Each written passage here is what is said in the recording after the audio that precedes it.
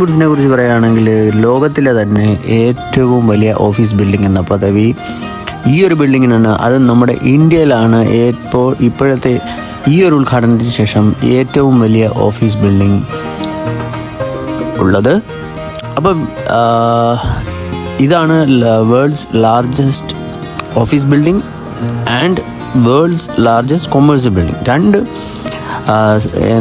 രണ്ട് രീതിയിലുള്ള കാര്യങ്ങളാണ് ഇപ്പോൾ ഈ ബിൽഡിങ്ങിനെ സംബന്ധിച്ച് ന്യൂസിലും മറ്റുള്ള കാര്യത്തിലും വെച്ച് നോക്കുമ്പോൾ ഏറ്റവും മുന്നിൽ തന്നെ കാണുന്നത്.